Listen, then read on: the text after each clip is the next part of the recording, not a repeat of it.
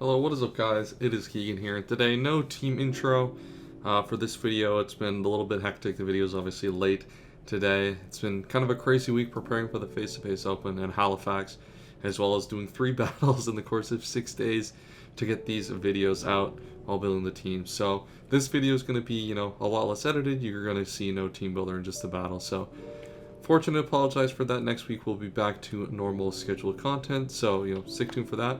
I'll see you guys in the next one.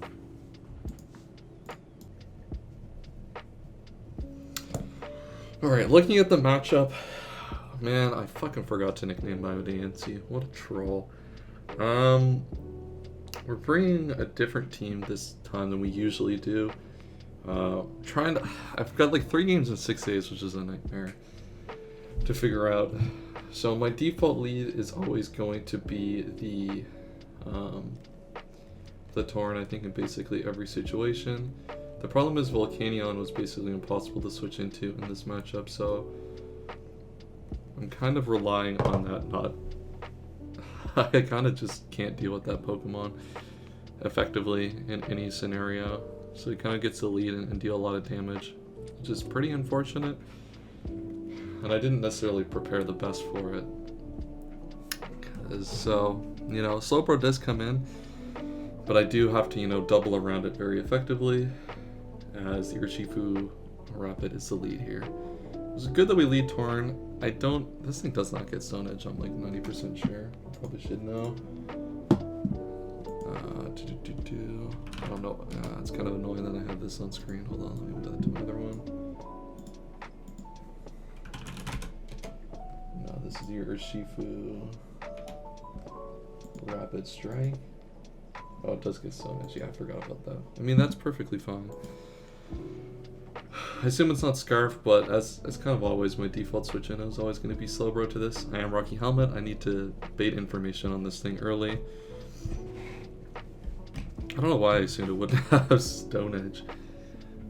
But, I want to, bait damage on this early, see if I can hit an early U-turn, learn Stone Edge. Yeah, the U-turn comes out. I couldn't gotten really aggressive there. That is fucking Choice Banded. Oh, that's the only reasonable explanation for that doing so much damage.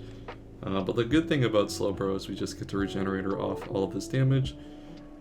I can come in here, Pulp. Yeah, the Maractus, that's perfectly fine. That shiny looks horrible, like high key. So, what does Maractus wanted to do to me here? I could just go back into the Torn here. Now the question is do I want to go into something else? I'm expecting something like maybe a knockoff here, just to put pressure on my team. So I'm just gonna go into the Corviknight. And the reason to go into Corviknight here is I get to U-turn off of this thing. So this has to go on the other screen to monitor the stream. So it's just going to set its spikes. Yeah, that's perfectly fine. I'm not really that concerned. Spikes stacking is really, really bad against my team. The fact that I have a lot of heavy duty boots. Now I just get to throw a taunt. I get to taunt this or taunt the switch in. I could expect Volcanion to come in here, and that this taunt might have been a little bit... this taunt could have been a wrong play. This user is going to elect to go for the knockoff. That's fine. My heavy duty boots are done. Not like that was slower. But now that they can't set up another layer of spikes here. So I'm free to just U-turn here. I get a slow U-turn here, which is very crucial. So I either get additional information on this for free, or I get to come into something else. I'm really curious. We'll see what my opponent elects to bring in here. They're gonna elect to switch out. Stargazer. The Stunfisk comes out.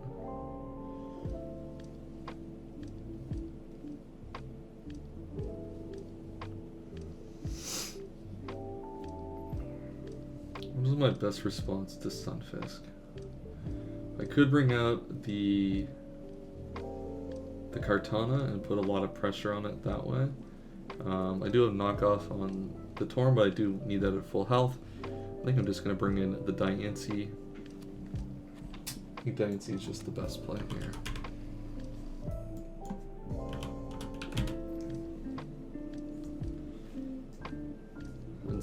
NC basically allows me to set up my Stealth Rocks here. Let me get Stealth Rocks up early.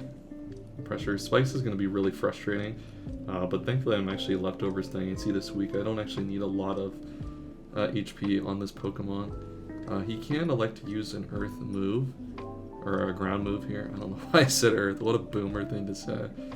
But Earth Power covers actually a lot of the Pokemon that he could switch into here. So I'm just going to try to Earth Power, do as much damage as I can.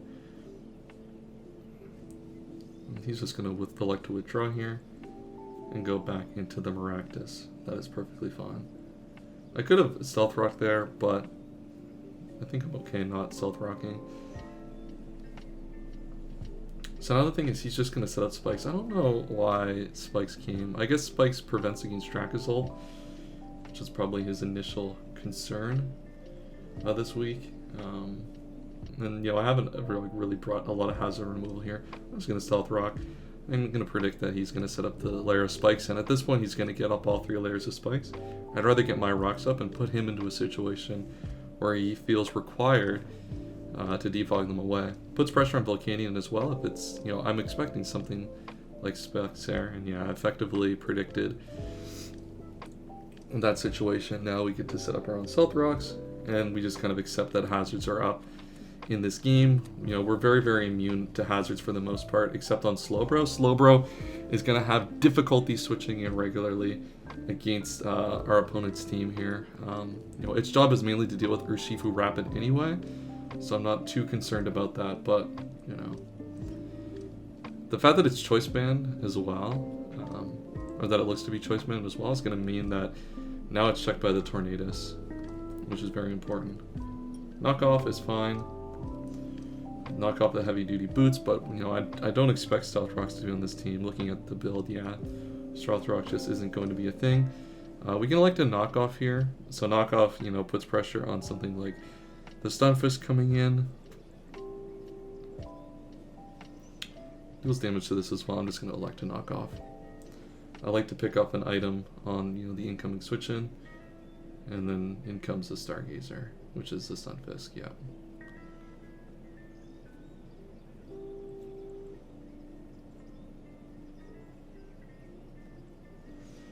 And then the Citrus Berry is knocked off, so that's actually really, really good. So this thing just is going to get whittled down here, kind of little by little as we go along. Just get to U-turn off of it, continue to put the chip. Now we look at what we come into. I'm expecting a ground move here, to be honest. So I can go into here, but I'm just going to go Diancie. Diancie effectively does everything I need here. I do need Diancie to check the Latios in the late game, but you know, they're just gonna like to set the Stealth Rocks. That's fine. Once again, hazards are a problem for this team.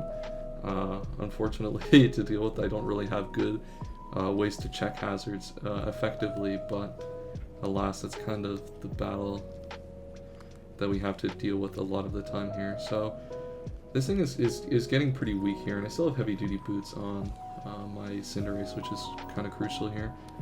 I'm just going to like to go right back into the Tauren here, and the reason we're going to do that is Maractus is the freest switch in here. I don't expect an over prediction here for Thunderbolt. That would, not that it wouldn't make sense, but kind of below, not a lot to gain here for my opponent making that play. Yeah, in comes the Maractus, so the pressure kind of continuing here. This thing is going to take some Stealth Rock damage, and with the leftovers is fine. So the last switch into this was the Stunfisk, so I can just elect a Hurricane here. With the fact that it's going to take some chip, we can just get a free Hurricane off. If we miss, you know, L2P, I guess, sucks to suck, but I think that this is going to just be an effective use of turns. The fact that this had Citrus Berry, if it had Rest or something, that would be fine. But that did a lot of damage. If we get the Confuse, that would have been big. But we know that that's going to die kind of on the next switch in, so we'll just take a cheeky U-turn off of this. And now that thing is kind of in range. So I expect a ground move here. I'm going to go straight into... and go into Slowbro to kind of play the middle ground, but I'll go into Diancie here. My opponent hasn't really over-predicted at any point in time in this game. And while I continue to break down their walls... Pain Split, okay. It's kind of good, but the fact that, you know, this thing's already at low HP prevents that from being a big issue. So we got Rock, Pain Split. And now I can, you know, elect to just attack. Either attack or go back hard into another Pokemon here. I'm just going to Moonblast here. I feel like Moonblast is kind of effective use of a turn. If he goes Maractus, that's fine. If he stays in, he takes a lot of damage, that's fine as well. And, you know, it's kind of, you know, the things that happen with a lot of builds I make is they kind of get pretty, you know, the cycle happens pretty quickly with a lot of these Pokemon. And that Moonblast is going to do a lot of damage. Not enough to kill it, of course. Now the problem here with Maractus at this point is that my opponent can't predict my switch-in. The thing is about this switch-in is that they don't really have a way to paralyze and neutralize my Torn. So once again, this continues to just be a threat on the Stunfisk every time, thankfully. The problem is that I wouldn't say, I'm starting to get to the point where, yeah, Leech Seed comes out, that's fine. Starting to get to the point where the Volcanion will become an issue. And on this turn specifically, I'm going to U-turn instead of Hurricaning on the Stunfisk. And the main reason to do that is that now I can bring in kind of any number of threats here to actually answer the Stunfisk effectively. The fact that it's at so low HP, that'll be able to let me pick off a free kill. I could bring in something like the Kartana to get a kill. You know, pad its stats just a little bit. Yeah, they're gonna elect to switch out. And then comes the Stunfisk. That's fine. And now this is just gonna end up being a free kill for one of my Pokemon here.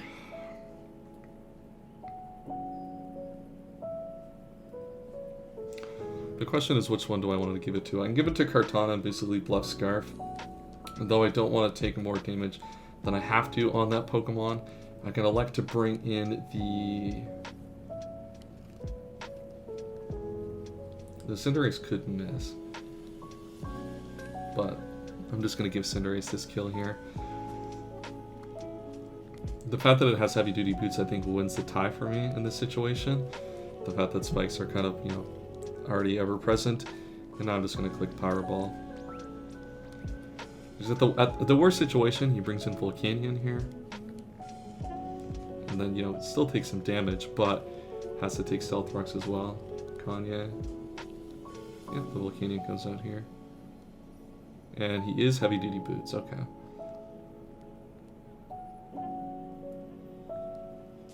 That means we do get to U-turn off of this. Not that that's going to matter damage-wise, but we can still, you know, elect to hit the U-turn button. My opponent is going to elect to stay in here, which is fine.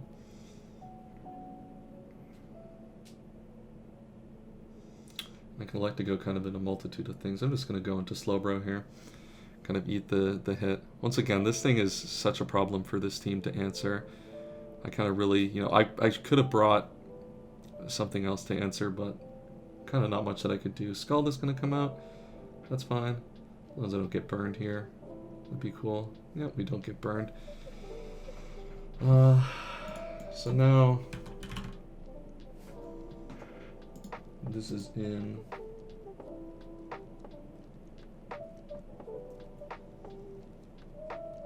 there's not really much that my opponent can do from this position against this Slowbro.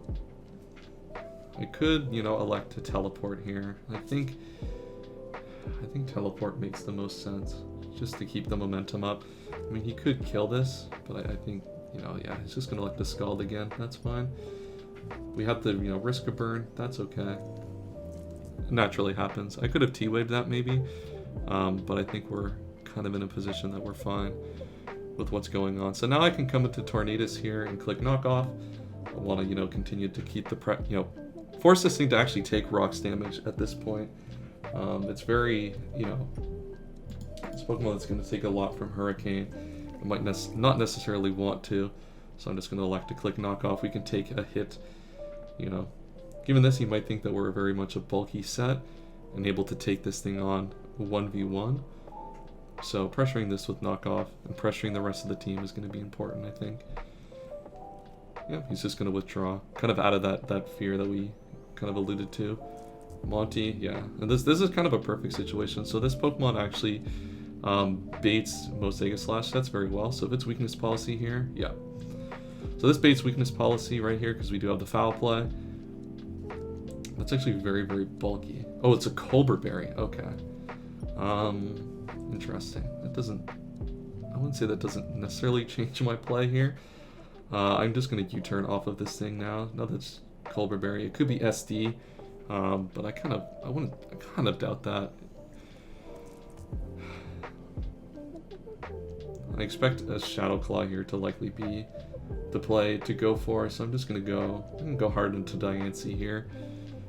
No, I still need that, so I'm just going to go into this. I can just set up a taunt. If it's special, that's perfectly fine. And it's just going to elect to attack, which makes a lot of sense. And it's special. Interesting. So special, trying to take advantage of that Slowbro coming in. I do take a lot of damage here. And I do get the Spit F drop, so I am just going to U-turn off of this right now. Once again, my team doesn't really have a lot of good switch-ins to what my opponent is doing. And I didn't really have the time this week to formulate an expertly crafted game plan to kind of handle all of these problems. But what's really good, if my opponent actually elects to attack, then I can bring back in the Torn-T, and I can actually click Hurricane in that spot, because there's going to be really no reason for them to want to stay in. They're actually going to switch out, which is interesting, into the Stunfisk. This should not kill, I don't think.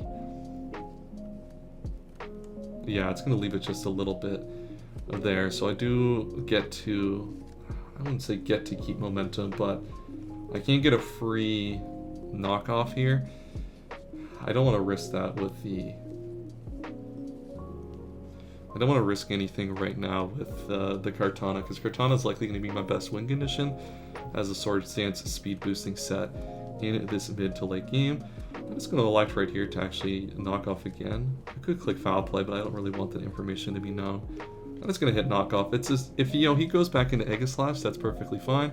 He takes a lot of damage, and then the Foul Play should continue to put a lot of pressure on after. So there we go. We pick up the first kill of the game against the Stunfisk, which is pretty big.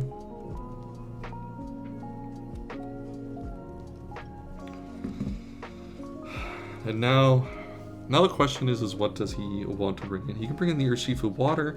You should know that that's faster at this point. He doesn't really have a good check to this Pokemon right here. The Latios does come in. This could be Scarf Draco Meteor. It's going to take Stealth Rocks here. We are at an HP, at a high HP. He could be Specs Ice Beam. So this is something we can just quickly go to Diancie. We can scout what type of set this is. Especially where this is such a threatening Pokemon to his team. He's going to want to be particularly careful with this. And Swords Dance Speed Boost Kartana will be able to outspeed this thing in the late game once we pick off a Pokemon. And he's just going to click the Draco Meteor button. So probably Scarf Draco Meteor is what was happening right there. That would be my full expectation. So we've already got the rocks up. How do we pressure any switch in? I think we're just going to pressure it with the Diamond Storm. Pressures the Maractus. It also pressures the Volcanion, which I think is the most likely aggressive switch in here. I've clicked Moonblast one time when staying in. The Moonblast would also be, an effective attack on this. Aegislash could come in, but I could just sack off the Corviknight in this spot then, and I can just bring in Torn-T, and he's kind of back into a similar problem where he was before, where he kind of has to sack up a Pokemon. He is going to elect to switch this thing out, and he's going to bring in that Aegislash. So kind of a good situation for me here, especially with their Colbur Berry.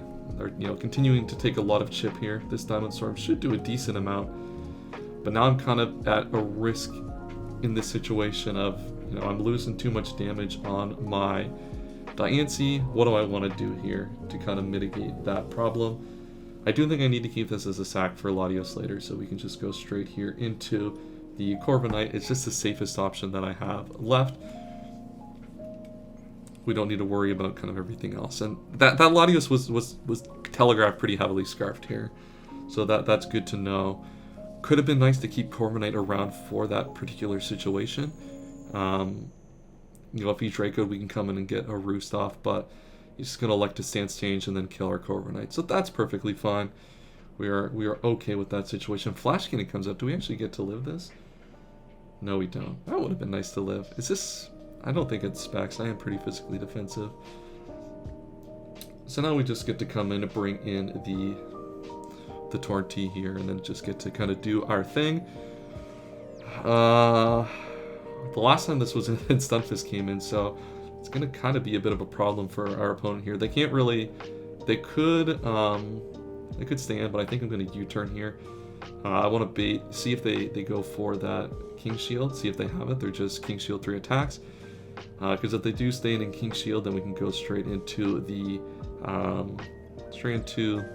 Cinderace, and then U-turn on the switch into Volcanion.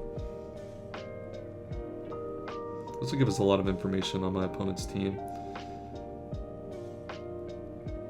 which is going to be crucial. They are going to withdraw, so probably not King Shield, maybe Specs. That thing's just going to die here upon switch in, which is pretty good for me here. It's just another Pokemon down that we don't have to deal with. And Torn-T is kind of just putting my opponent through the ringer here. That actually took more than I expected, or less than I expected, but we can just go straight into the... I could set up on that Pokemon that Spike's knockoff with the Kartana, but I don't really want to risk that right now. I don't think Volcanion's at a level of health where I can kill it with the fact that I am the Timid set.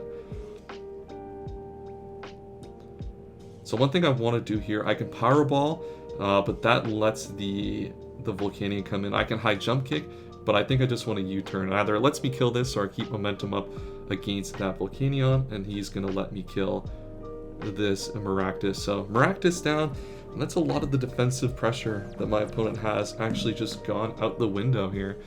Really difficult for my opponent to do a lot from this vantage point here. What can I do? I can elect to go into Slowbro, sack this off to either other Pokemon here. Yeah, I think I'm going to elect to sack off the Slowbro here to either Aegislash, Latios, Volcanion, Urshifu Water, or Urshifu Rapid Strike, whatever the fucking water one's called. And basically the reason we do this is all our Pokemon are advantageous from the leading position, from coming in for free, from kind of that checked scenario. So if we force my opponent to kill one of my dead Pokemon, then we get to go into that position and take advantage. The problem here, though, is that I don't think now I have a way to set up with Kartana realistically. In comes the Aegislash here. I can't elect to Thunder Wave here, and I think I'm going to. I don't really have a good option otherwise. My opponent's probably likely just going to attack. If my opponent tries to get really aggressive here on a switch, then I get to pressure with T-Wave. So I'm just going to elect to make that move, but they're just going to attack. That's the most logical play to make anyway. So this is a really interesting spot here with this team, is I can elect to go into Kartana, set up a Sword Stance. The problem is if Volcanion comes in, I can't actually kill that. So that's realistically not a good option. I'm just going to go into the Torn-T here, I think, and put pressure on the team this way. So I can either Foul Play, just nuke this thing entirely. My opponent can bring in Urshifu Water, but then that just gets Hurricaned. And then we're just in a good position from there. So I'm just going to elect to Foul Play here. My opponent could bring in Latios. That doesn't make a lot of sense, though. They could bring in Urshifu. I'm actually just going to knock off where it's in shield form. Yeah, it's just going to allow me to... This should just kill anyway. There's no fucking way that didn't kill. That was such a... That might have been a huge mistake. Yeah, this could have been a massive mistake that I did not need to make here. Now if he has Shadow Sneak, then I'm in a pretty bad spot. I should have just clicked Foul Play. kind of an unnecessary risk here that I just didn't have to make. I do get to get out of here with another kill with Torn-T. That's actually 3 Torn-T kills this week, which is interesting. But that was, I don't know if that's a roll or not, but that was kind of an unfortunate situation that I put myself in. The question is what do I want to bait out here? I kind of want to bait out the Volcanion because I'd love to get a high jump kick to do some damage to that. I'd love to get some chip on that Pokemon to be able to revenge kill it with something, or put some more pressure on it with Torn-T. I'd like to get that regen up on Torn-T as well. That'd be really huge. Yeah, in comes this Pokemon here. I'm gonna just elect a high jump kick here. I think it's just the most. What Pokemon do I have left as well? I could bring in Diancie here, and then come back into that. But I think I just have. I think I have to get Chip. I think that the high jump kick here is going to be my most effective way to get Chip on this Pokemon. Let's not miss. No missers. Easy clap. And that's a good amount of Chip on this Pokemon as they elect to go for the Scald.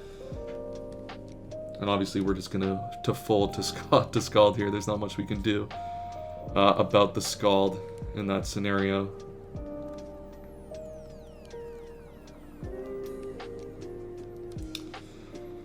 I can just bring in... Wow, this is kind of a really awkward spot. I think I might have actually lost this game as a result of that play. Not clicking foul play and not claiming my kill with the Tornadus. I can U-turn off of this to get a little bit more chip damage, or get a little bit more regenerator HP back, or I could just elect a Hurricane and then come in and kill with the Kartana. That does give me the speed boost. That might actually be enough to win this game, actually. So if I go Hurricane, that should do enough damage, and that should check and kill the Urshifu Water and the Latios after. With the Expert Belt. It's just Hurricane here. We have to hit this. If we don't hit this, then we're in kind of a whole world of... Fuck off, man! That's so annoying. Wow, that's actually really tough, and that play is going to come back to bite, because if we do Hurricane, I do think we get that advantage. We outspeed all the rest of the team. And we do pick up kills. Yeah, and I think, I mean, I allowed him to get back into the game with not clicking foul play and trying to get cute with knockoff, assuming it would still kill. So, you know, mistakes were made. It is what it is. You know, these things happen. But it's certainly in that end game that I think I likely have a good chance of winning. If I hit the Hurricane, especially. But I mean... There's kind of only so much you can do about that. So it looks like we're going to go to 4-2. I mean, I kind of bring this in. Can I just... Is there any way that they're going to miss anything? No, they probably have Fire Move. So... Yeah, what an unfortunate way to lose. But, you know, it is what it is. You know, these things happen. You know, maybe a situation where I could have played around this a little bit better. As you can see here, yeah, that definitely would have killed after a Hurricane, and I would have been able to speed boost away and win that game. But we lose, unfortunately, here and go to 4-2. Playoffs still look very, very likely. So at the end of the day, not a big deal. Good game to Matthew. Unfortunate how it ends, but sometimes Torn-T rolls the dice like that and you take the loss.